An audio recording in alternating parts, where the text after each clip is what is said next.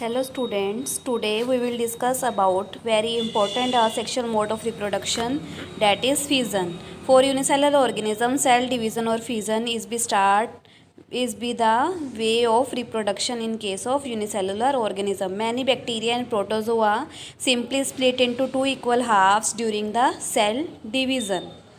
So this fission process is very important, and in case of amoeba, in organisms such as amoeba, the splitting of two cells during division can take place in any plane. However, some unicellular organisms show somewhat more organization of their body. So fission such as Leishmania, which cause Kala Azar, which have a whip-like structure at one end of the cell. So this leishmania disease is which is the cause reason of the Kala Azar, and in such organism binary fission occur in a definite orientation in this case. And here in this plasmodium, other single-celled organisms such as the malaria parasite plasmodium divide into many daughter cells simultaneously. Yeast, on the other hand, can put out small buds that separate and grow further, as we show in previous activity. So in case of yeast, the reproduction is the different way as compared to reproduction in case of amoeba. Now we discuss about fragmentation. Collect water from a lake or pond that appear dark green and contain filamentous structure. So put this water in one test tube and observe this under the microscope, and it put a glycerin on this slide and on this filament and cover it with a cover slip and observe the slide under a microscope. What will you see in this slide? Can you identify different tissue in Spirogyla filament? In multicellular organism with relatively simple body organization, simple reproductive method can still work.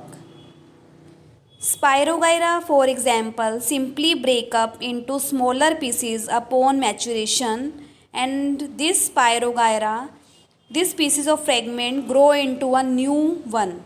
Okay, so from one body it break down into two or more pieces, and all the pieces are be same with each other in size.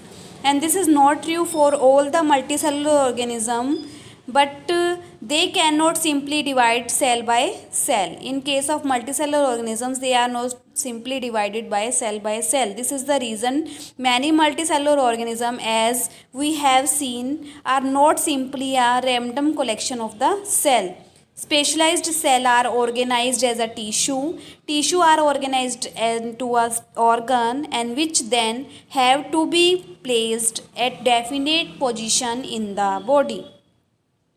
In such a carefully organized situation, cell by cell division would be impractical.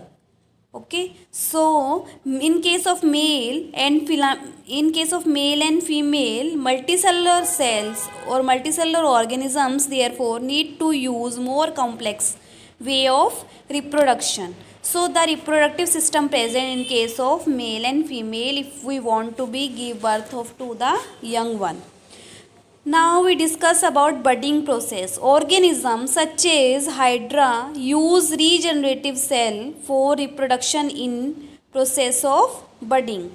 In Hydra, a bud develops as an outgrowth due to repeated cell division at one specific site. This bud develops into tiny invisible, and when fully mature and detach from the parent body and become a new independent one.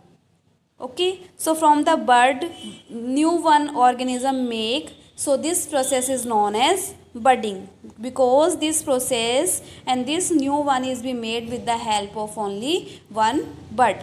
Now the vegetative propagation, there are many plants in which part like root, stem and leaves develop into a new plant under a appropriate condition. This root, stem and leaves, unlike in case of most animal, plants can indeed use such a mode for reproduction. So this property of vegetative propagation is used in method such as layering or grafting.